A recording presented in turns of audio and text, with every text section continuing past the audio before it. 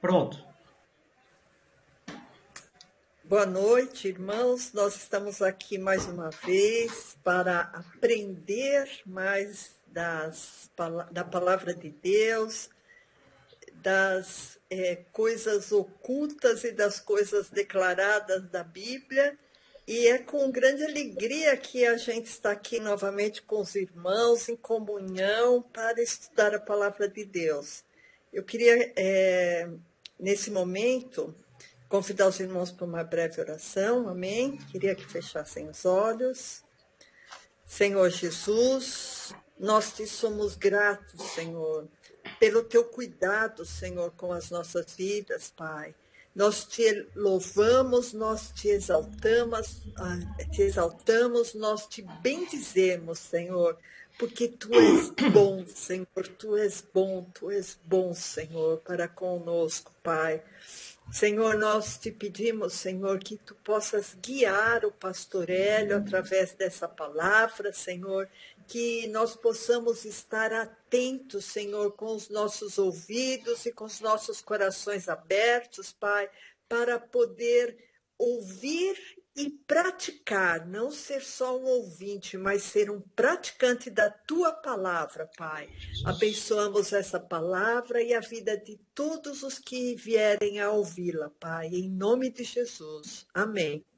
Amém. Amém, pastor. Muito bem, muito bem. Então, boa noite.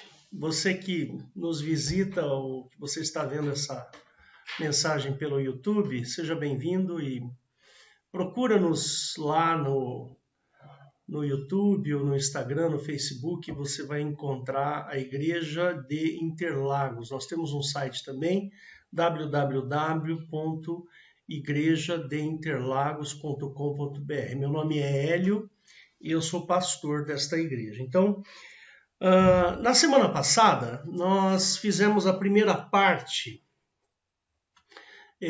sobre os atributos de Deus. Então, lá naquele momento, você vai encontrar aí também no YouTube, tá? Você vai ter a parte 1 e a parte 2, que é essa daqui, a parte 2. Então, lá nós falamos o que são atributos. Eu vou fazer um breve resumo só para a gente poder se lembrar, tá bom? O que é um atributo de Deus? É um aspecto que indica o seu caráter, o que Deus é.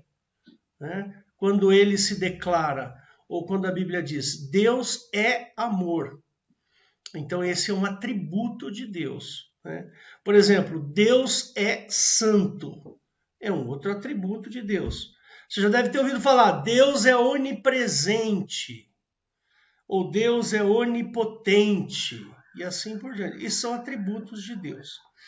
Então, nós classificamos, eu tenho usado bastante este livro aqui como base, né? Se você não conhece, dá uma olhadinha aí, não sei se está ao contrário, mas é esse livrinho aqui, ó, tá? A terceira edição, tá ok? Muito bem. Eu tenho usado esse livrinho como orientação para eu poder me dirigir a vocês.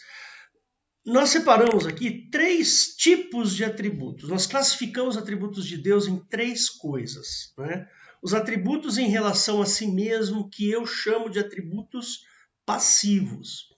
Tá, ok? É aquilo que Deus diz ou que está relacionado a si mesmo. Tem os atributos ativos, aqueles que Deus é em relação ao universo. É só uma classificação, tá? E também tem os atributos morais, é aquilo que Deus é em relação a nós. Então, dos atributos passivos ou aqueles relacionados a si mesmos, está a espiritualidade, a infinitude, a unidade. São 3 atributos que eu falei, expliquei na semana passada, né? Sobre esses atributos que a gente chama de passivo ou atributos relacionados a si mesmo. Deus é espírito, Deus é infinito e Deus é único, tá bom? Deus é único. E dei aí vários versículos e expliquei o que significa cada um deles. Falei também sobre os atributos ativos, ou seja, Deus em relação ao universo, tá bom? Então Deus é, por exemplo, onipotente, ele é onisciente, ele é onipresente. Ele é cheio de sabedoria e ele é soberano. E expliquei o que é cada um desses daí. No caso você queira as anotações, eu as tenho aqui comigo, é só me solicitar, eu passo para vocês as anotações resumidas aí para você, não tem problema nenhum. E hoje ficou faltando de eu falar dos atributos morais, né? O que são os atributos morais? É aquilo que Deus é em relação a nós, ao homem. Então, por algum momento na história da humanidade, Deus quis se relacionar com o homem de alguma forma. Ou seja, o Criador se relacionando com a criatura. Não estou aqui falando sobre Jeová, estou falando de Deus de uma forma geral.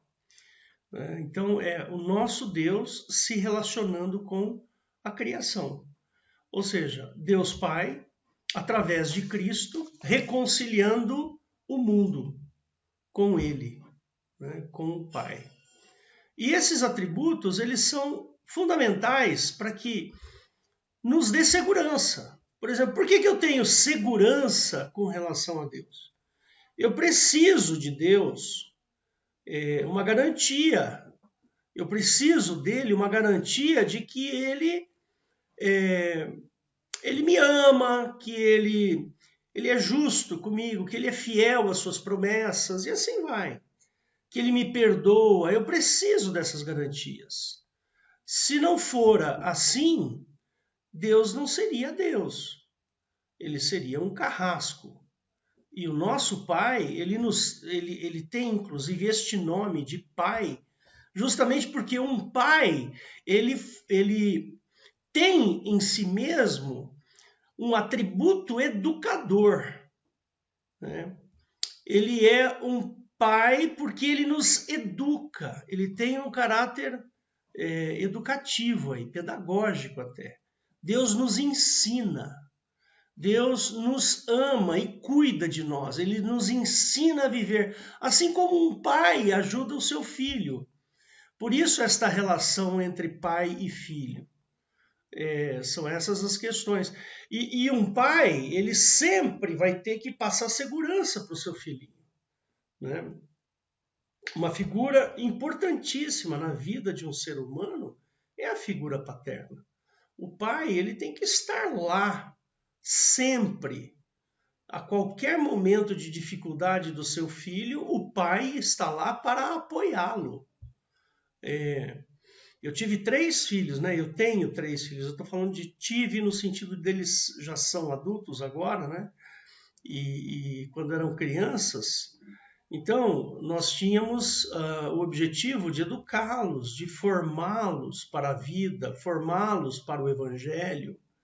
Então, nós tínhamos as nossas estratégias, eu e a minha esposa, a Rosana, tínhamos estratégias no sentido de melhor firmar a fé das crianças, a minha figura como pai, a figura da Rosana como mãe. Então tinha toda uma conotação espiritual em cima disso, percebe? Por exemplo, até hoje, né, meus filhos já estão grandes, o meu filho mais velho tem 29, às vezes a minha filha do meio, que tem 24, vai para 25 agora, ela tem uma dor, tem alguma coisa, ela corre pro meu colo. Ela vem pro meu colo. Essa semana mesmo, ela passou mal aí, teve uns piripaque aí, correu pro meu colo. Pai, vem cá, me ajuda, pai. Eu tô passando mal, eu tô me sentindo mal, cuida de mim. Percebe? É muito legal isso, é muito bacana, é muito gostoso. E Deus também, ele é pai, né? Ele tem esse caráter de socorro, esse caráter de ajuda, percebe? Por isso a comparação entre Deus e Pai, né? Então Jesus chamava de Deus, né, de Pai, justamente por causa disso. E outra, tem uma questão também de DNA, né? Por exemplo, metade dos meus filhos sou eu. A outra metade é minha esposa. Então tem o caráter genético também, né? Então, por exemplo, meu filho Daniel, metade dele é do Hélio e a outra metade é da Rosana. Percebe?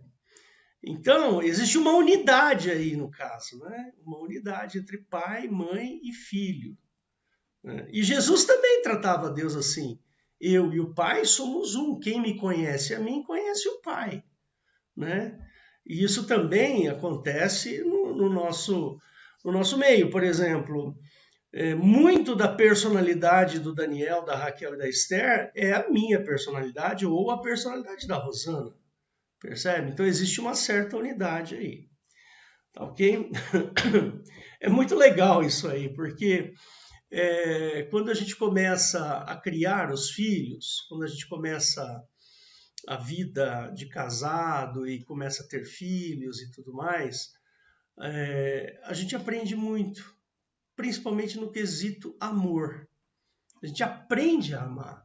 Até você se casar, você ainda não sabe exatamente o que é o amor. E o amor, ele é pleno, ele é fundamental, ele é grande quando você tem filhos. Porque o amor que a gente sente por um filho é um amor totalmente fora do comum. Não existe assim um comparativo, né? Amamos os filhos, não importa o que eles são, né?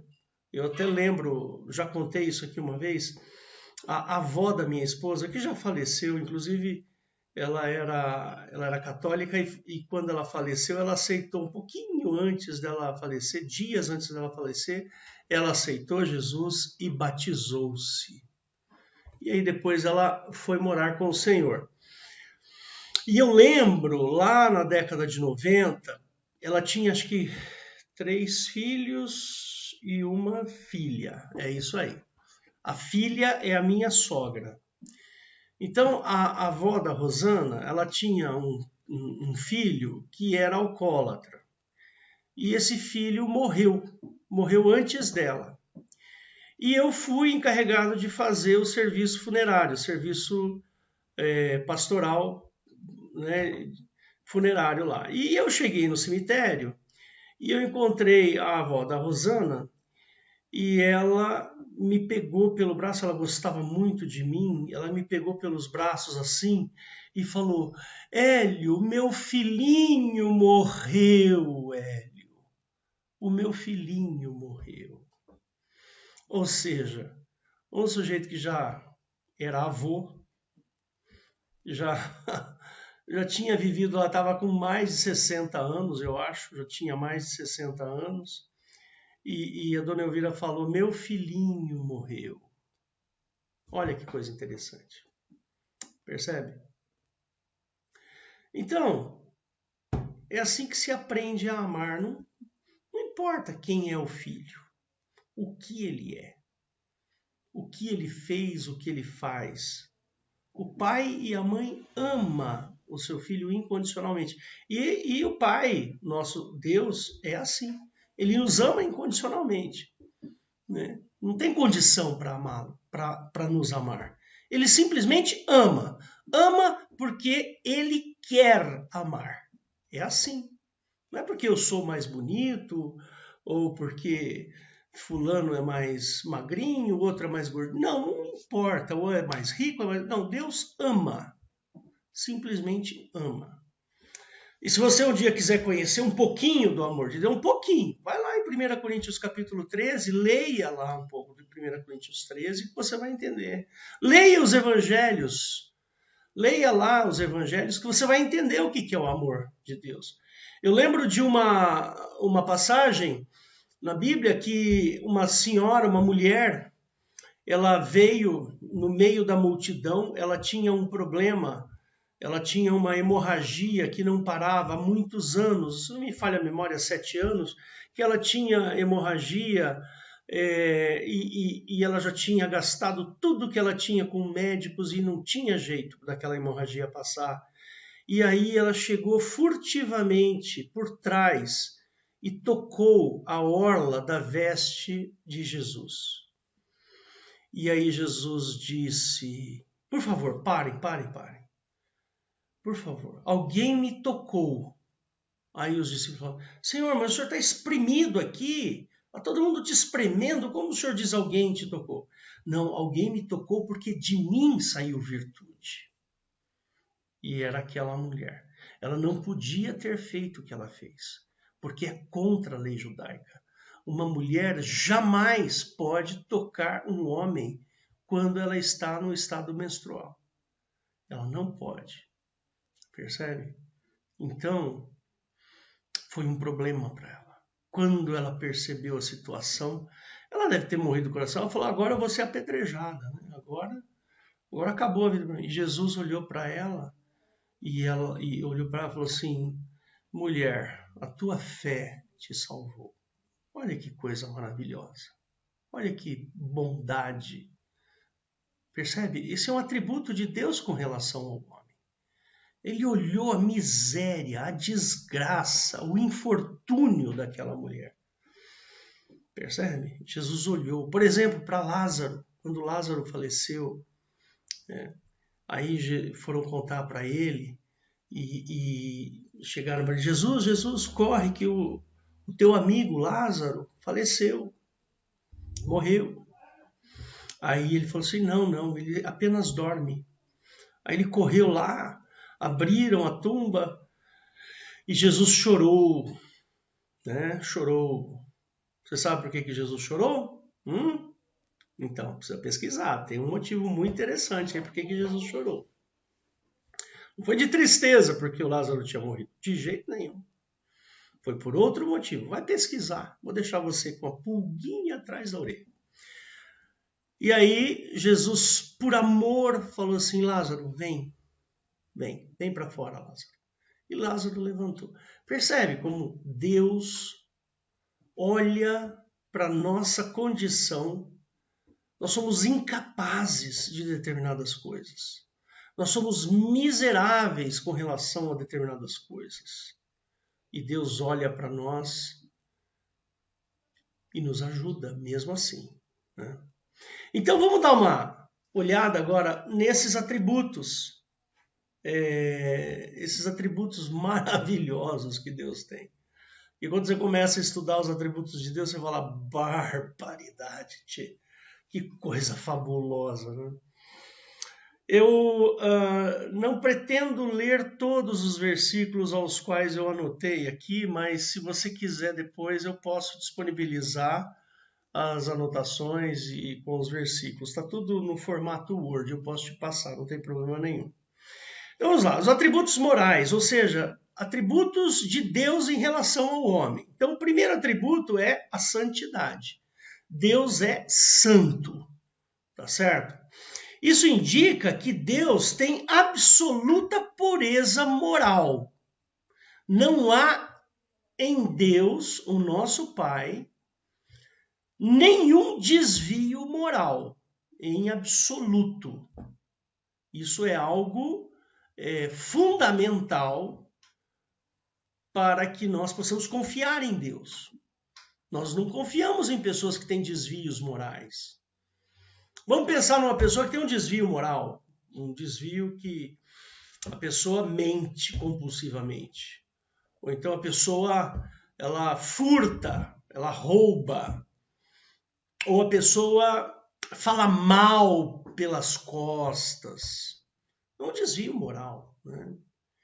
Você tem confiança numa pessoa assim? Você entregaria de bom grado alguma coisa para essa pessoa cuidar para você? Então, imagina uma pessoa que rouba ou que mata. Você entregaria o seu filho para ela cuidar? Olha, eu tenho que ir ali na padaria. Você pode ficar um minutinho aqui com meu filho? Que eu vou lá na padaria. Uma criança, um bebê, uma criança de, sei lá, 8, 10 anos. Imagina um pedófilo. Chegava um pedófilo, o seu vizinho é pedófilo, você sabe, o cara já foi preso por pedofilia, ele tem história.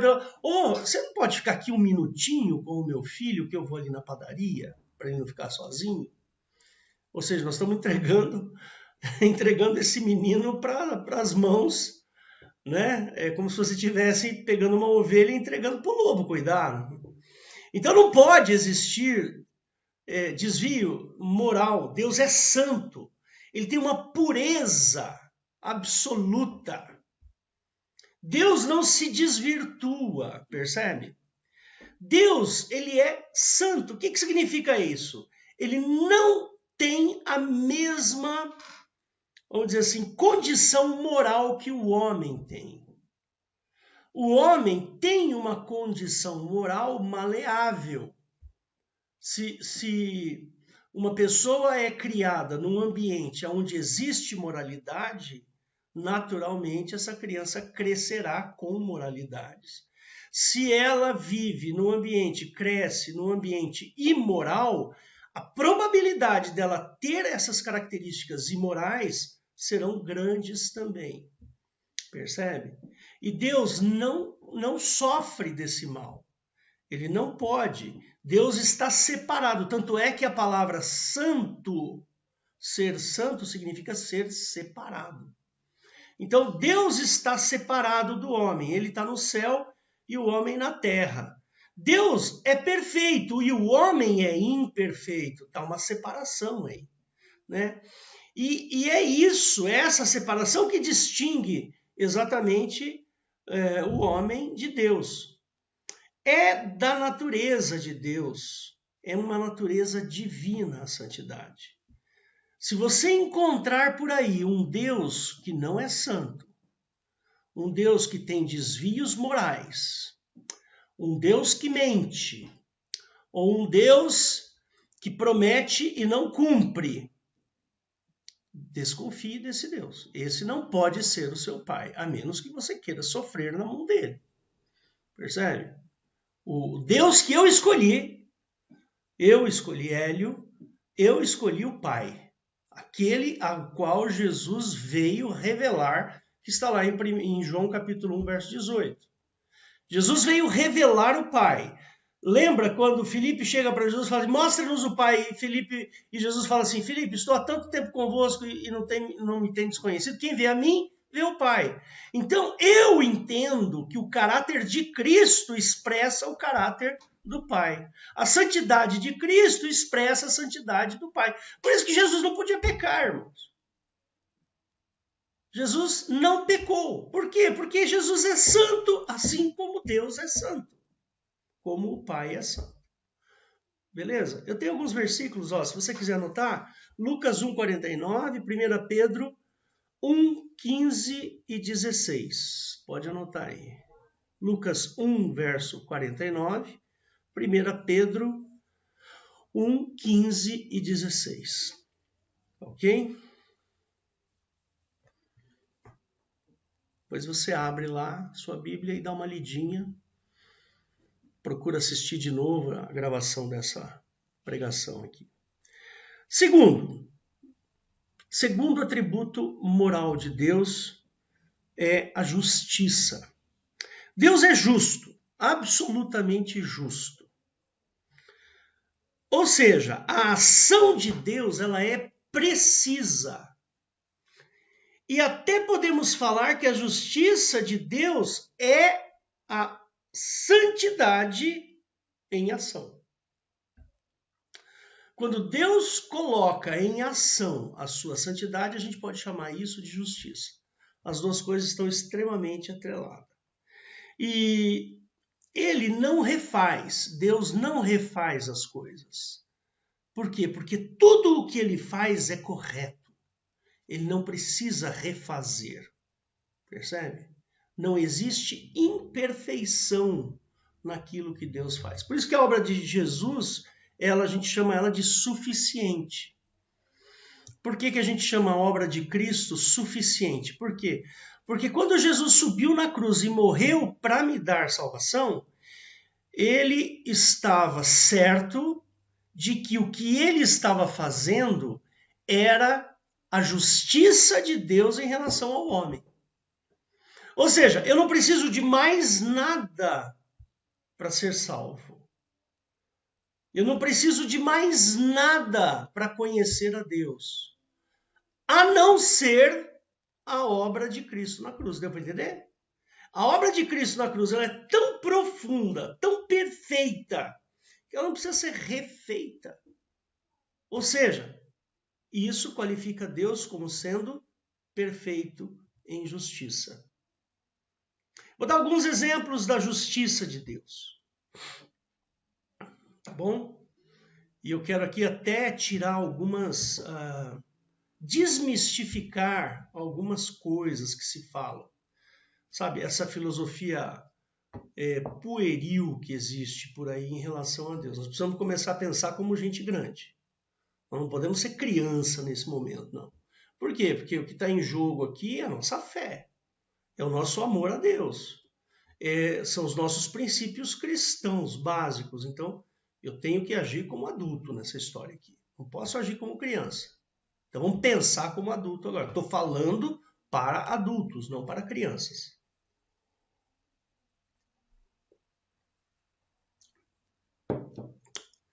Primeiro, Deus livra o inocente. Então, vamos dizer que isso é a primeira atitude de Deus, como justo. Deus livra o inocente. Se o inocente está sendo injustiçado por alguma coisa, Deus vai lá e livra. E o ímpio, ou seja, e aquele que é ruim, quem é que o condena? Deus o condena? Não, Deus não precisa condenar. Por quê? Porque a própria maldade do ímpio o condena. Então Deus não é ruim, Deus não é mau, Deus ele é bom. Ou seja, se você é um inocente, se você busca as coisas de Deus, se você quer a obra de Cristo no teu coração, ainda que o diabo venha tentá-lo, a dissuadi-lo, Deus vai te livrar. E quem vai condenar o diabo? Ele mesmo. Ele é o mal da história. Deus não precisa condenar aquilo que é mal, porque já é mal. Outra, Deus perdoa aquele que se arrepende. Isso está em Hebreus 6:10. O perdão de Deus é justamente o quê? A obra de justiça de Deus. Ora, se eu sou culpado, imagina que eu seja culpado de um pecado. Vamos supor que eu menti, e eu sou culpado da mentira. E eu me arrependo daquela mentira, então Deus perdoa. Deus perdoa. Por quê? Porque você, como mentiroso, era um pecador. Agora, como você se arrepende, você deixa de ser um pecador e passa a obter o perdão de Deus. É o que Deus quer. E, de novo, eu não estou falando aqui para crianças. Eu estou falando de arrependimento verdadeiro. É aquela tal da metanoia, né?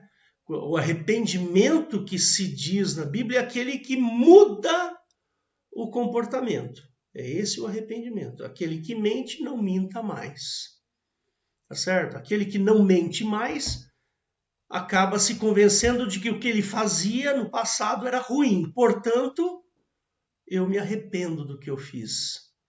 Eu me resigno de ter feito tal maldade. Eu me culpo porque eu fui mal e eu não gosto da ideia de eu ser uma pessoa má. Eu quero ser uma pessoa boa. Então, a partir de hoje, eu não minto mais. Percebe? Esse é o verdadeiro arrependimento.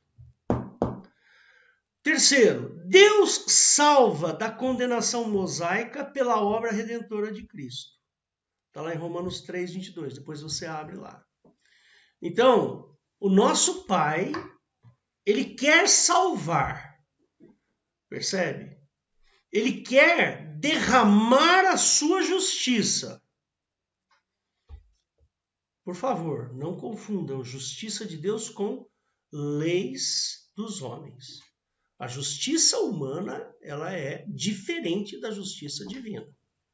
Tá? Não se esqueça que a justiça divina está baseada na santidade de Deus. Percebe? É como se fosse o alicerce. O alicerce da justiça de Deus é a santidade dele. Lembra que eu falei? Que a justiça é a ação de Deus, a santidade em ação. Tá bom? Muito bem. Deus salva da condenação mosaica. Eu sempre falo isso aqui. Aconteceu alguma coisa no Velho Testamento, em algum momento da história da humanidade, em que o homem foi condenado por leis que tratava das suas atitudes e não do seu coração. A lei mosaica, ela trata única e exclusivamente das atitudes humanas. Então, vou dar um exemplo para você. Se você trabalhar no sábado, você é um pecador, você cometeu um erro. Percebe? Se você cometer um erro, se você, por exemplo, pisar no pé de alguém, é obrigação de alguém vir pisar no seu pé, olho por olho, dente por dente. Percebe? E assim vai. A lei mosaica, ela é assim, ela não trata o comportamento humano. Ela não trata o coração humano, ela trata o comportamento. É uma lei que regra como você deve agir. Percebe? Eu devo agir assim em tais situações. Eu devo agir assado em tais situações. A lei de Cristo é diferente. A lei de Cristo, ela não trata o comportamento, ela trata o coração. Porque aquilo que está dentro do coração é o que vai fluir no comportamento.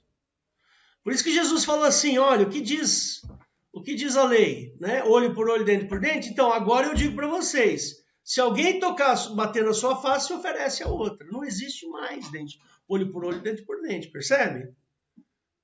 Então, a obra salvadora de Cristo, ela está suprimindo, ela está desfazendo a lei mosaica.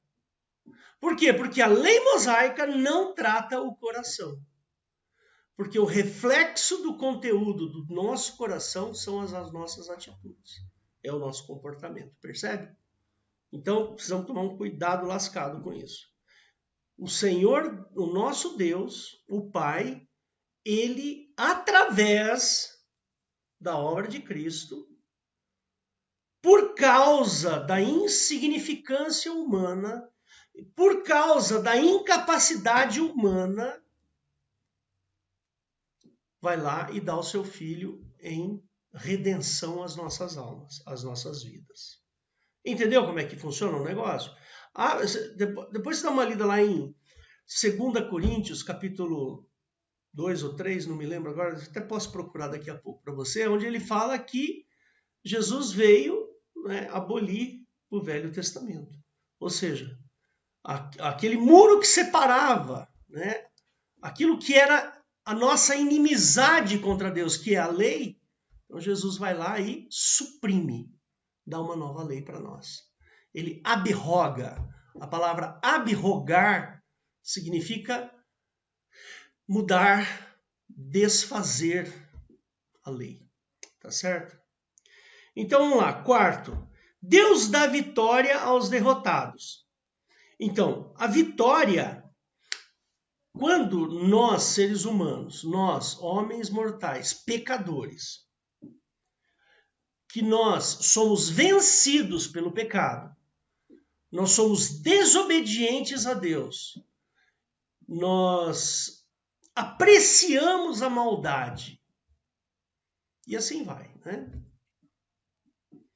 Apesar de tudo isso, a obra de Jesus vai lá e suprime toda a condenação por causa disso. E o mais interessante, irmãos, é o seguinte, que um dos atributos de Deus é o amor, é o quinto aqui no meu. O amor de Deus passa a abundar no nosso coração. Essa é a questão toda. Que o pacote ele é completo, a obra de Cristo ela é completa. Além de promover o arrependimento, além de promover a salvação, além de tudo isso, Deus vem e mora no nosso coração, como está lá em João, capítulo 14, 15, depois você vê lá. Iremos nele e faremos nele morada. Ora, se Jesus vem fazer morada em meu coração, o Pai vem fazer morada em meu coração, o que é que vai transbordar dentro de mim? O amor de Deus. Percebe? Por isso que Deus nos dá a vitória. Aí nós nos tornamos justos da mesma maneira que Deus é justo. Depois você abre em 1 Coríntios, capítulo 15, verso 57. Deus dá a vitória aos derrotados por meio da fé em Cristo Jesus. Irmãos, eu poderia ficar falando aqui horas sobre a justiça de Deus. Ora, não é nada disso que você tem visto por aí. Me desculpa. Mas isso que a teologia tradicional fala de justiça, o pessoal não sabe muito, não. A gente precisa observar mais a obra de Cristo, a natureza de Cristo, o comportamento de Jesus e ver que ali está a natureza de Deus. Ali está a justiça de Deus. Como é que Jesus poderia ser justo com aquela mulher que tocou a orla das suas vestes e ela estava numa situação deplorável, com uma hemorragia? Se Jesus fosse aplicar a lei mosaica, você tocou em mim, você vai ter que ficar, eu vou ter que ficar 7 dias separado e tudo, tem lá toda uma orientação na lei mosaica. E a mulher ia ser poderia até ser apedrejada. Percebe? Essa é a lei e a justiça do Velho Testamento. Mas Jesus não aplicou essa. Ele aplicou a justiça de Deus, que é o quê? Observar o infortúnio das pessoas e ir lá ajudá-las com o infortúnio. O que é o que um pai faz?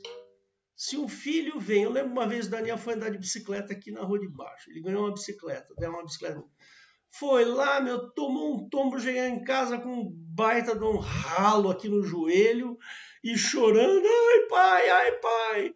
Aí você vai lá e fala assim, você pode tomar 2 atitudes, né? A primeira é, agora você vai apanhar porque você não devia ter caído, né? Ou a segunda atitude é, vem cá, meu filho, vem aqui no meu colo, eu vou passar uma pomada e eu vou assoprar para que a sua dor passe. Essa é a atitude do pai. Percebe? No Velho Testamento, era assim. Agora você vai apanhar porque você errou. Você não devia ter caído da bicicleta, você devia ter tomado cuidado. Lá em Jesus é diferente. Lá em Jesus, ralei o joelho. Eu chego correndo nos colos de Jesus. Jesus olha para o meu joelho e fala, dá aqui a pomadinha que eu vou passar uma pomada no joelho dele. E eu vou assoprar. E ele vai pegar, como eu pegava meu filho, pegava ele aqui no colo, não chora, filho, vai passar essa dor, você vai ficar bem já já, olha, vamos tal, e não sei o quê, percebe? Essa é a justiça de Deus, irmão, não tem outra. Eu não conheço outra, eu olho para a obra de Cristo e eu fico estupefato, irmãos, eu fico, sabe, estupefato mesmo. Se fosse em outras épocas, eu falava, eu fico besta de ver. Mas estupefato é melhor. Não é verdade? Eu fico estupefato de ver. Olha como Jesus trata aquela mulher. O infortúnio. Vem cá, filhinha. Vem cá que eu vou te ajudar. Não é? Ou então aquela pecadora que foi pega em adultério. Ué, cadê os que te acusaram? Olha, faz o seguinte, você pecou, você errou. Eu sei, eu entendo você. Você não tem capacidade ainda para vencer o pecado. Faz o seguinte, vai, eu te perdoo, não estou aqui para te condenar. Eu perdoo, não pecas mais, não faz mais isso. E vai. Essa é a obra de Cristo, irmãos. Esse é o Deus que eu escolhi para mim. Escolhi esse. Uma vez eu fui numa igreja lá em São Bernardo, e o pessoal já me conhecia pelas minhas convicções e tal, e o sujeito chegou para mim e falou assim: por que Deus mata? O seu Deus mata, o meu dá vida. E dá vida em abundância. O Deus que você crê, que você acha que mata, não é o meu Deus. O meu Deus deu a vida por mim na cruz. Muito bem. Terceiro ponto, ou terceiro atributo, é a fidelidade. Eu preciso acabar logo. Eu estou tão empolgado com essa palavra, irmãos, que está difícil de acabar aqui. Estou no terceiro ponto. Vou tentar ser mais rápido. Fidelidade. Deus é fiel, esse é um atributo dele. Ou seja, Deus é digno de confiança. Não dá para você desconfiar de Deus. Não dá para desconfiar de Cristo. Cristo, quando fez a sua obra, ele a fez de maneira tão bem feita, tão perfeita, que ninguém desconfia do que ele fez. Não há desconfiança. As promessas que Jesus nos deu, embora nós ainda não estejamos nelas, né? Por exemplo, eu não morri, eu estou vivo, mas ele não me promete vida eterna, tá certo? Eu ainda não morri, eu não fui como é que fala? Retirado aqui da terra para ir com ele lá, como é que é? Arrebatado. Não aconteceu isso. Mas eu confio nele, porque ele prometeu. Qual foi a vírgula de mentira que Jesus fez? Em qual momento Jesus foi indigno? Em nenhum. Então nós podemos dizer que Deus é fiel, Deus é digno de confiança. E se não fosse assim, a sua existência seria imperfeita. A infidelidade é uma marca de quem? Do diabo, do inimigo. Percebe? Por isso que Deus é digno de confiança, graças a Deus. Tá certo? As promessas que ele nos dá, as promessas de Cristo, elas são garantidas pela santidade e pela justiça. Como é que Deus poderia me dar uma promessa, me prometer, por exemplo, a vida eterna? Percebe? Se ele não pudesse cumprir isso daí. Eu tenho a santidade, tenho a justiça de Deus que dá garantias. E aí eu tenho um monte de versículos aqui, eu só vou falar, tá bom? Para depois você poder ir atrás. Lucas 18, 7, Romanos 3, 4, Romanos 15, 8, 1 Coríntios 1, 9, 1 Coríntios 10, 13, 2 Coríntios 1, 20, 1 Tessalonicenses 5, 24, 2 Tessalonicenses 3, 3, 2 Timóteo 2, 13, Hebreus 6, 18, Hebreus 10, 23 e 1 Pedro 4, 19, que eu tenho que correr aqui, irmãos.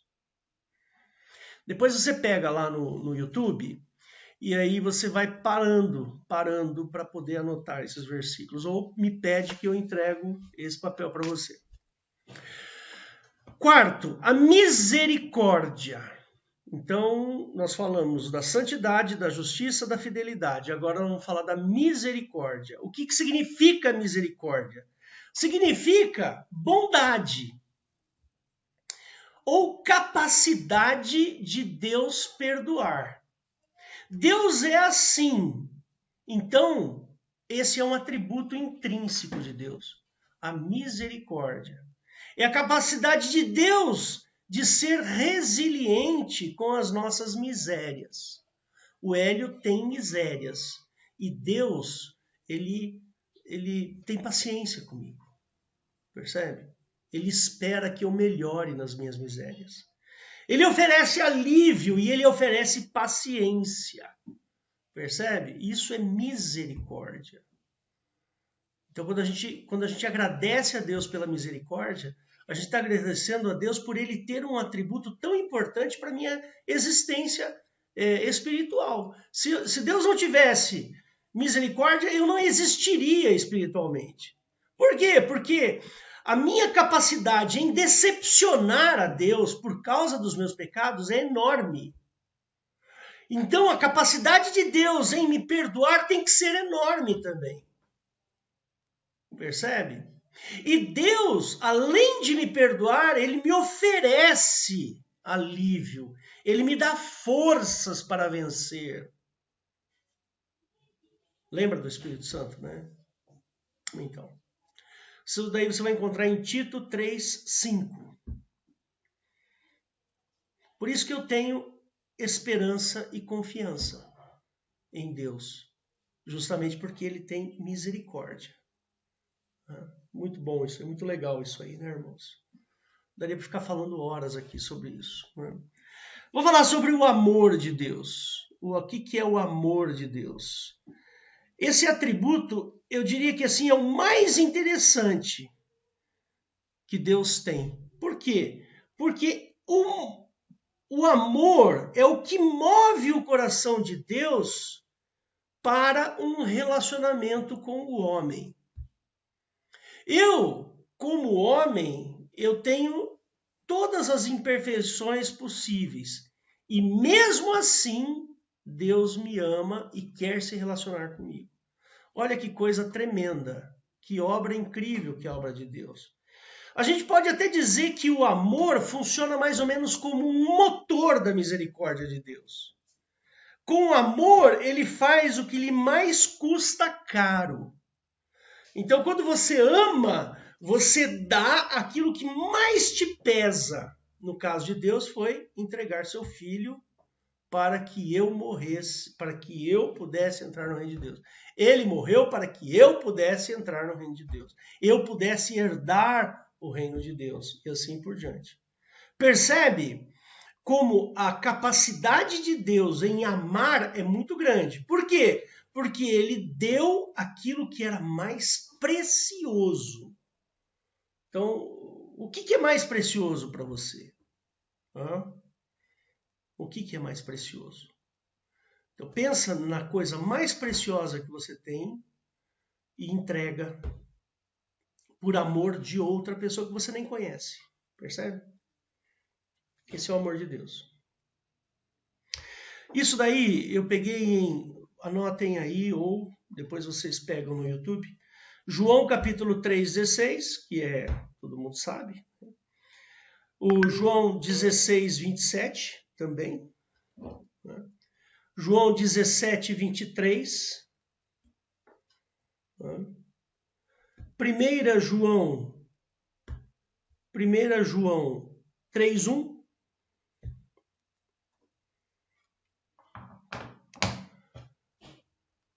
1 João 4:9 e 10. Romanos 9, de 11 a 13. Tito 3, de 4 a 7. Efésios 2, versos 4 e 5. E por último, Romanos 5, verso 5. E o último aqui é a bondade. A bondade. Bondade é outro atributo de Deus. A bondade é o atributo que impulsiona Deus em nos conceder vida. O amor é o que impulsiona o coração de Deus em ter um relacionamento comigo. Mas a bondade de Deus é o que impulsiona Deus a me dar coisas. Percebe? Então Deus me deu vida, por exemplo. Deus me dá uma cura. Eu tenho uma doença, oro a Deus e Deus me cura. Né? Ou então eu estou desempregado, oro a Deus, Deus me dá um emprego. E Deus vai lá e te dá um emprego. Ele move coisas para que você tenha um emprego. Você está precisando de grana, ó Deus, me ajuda que eu estou num desespero de grana. E Deus vai lá e te ajuda. Então isso são bênçãos e favores que Deus tem para nos dar. E isso se caracteriza pelo atributo da bondade de Deus. Isso aí eu coletei em Mateus 5:45, Atos 14, verso 17 e Romanos capítulo 2, verso 4. E assim eu encerro essa série sobre os atributos de Deus. Fantástico, irmãos, fantástico, maravilhoso. É uma delícia estudar esse assunto. Tá bom? Então, você que nos conheceu pela primeira vez, seja bem-vindo. Participe sempre que puder conosco. Tá bom? Só um segundinho que eu vou parar a gravação.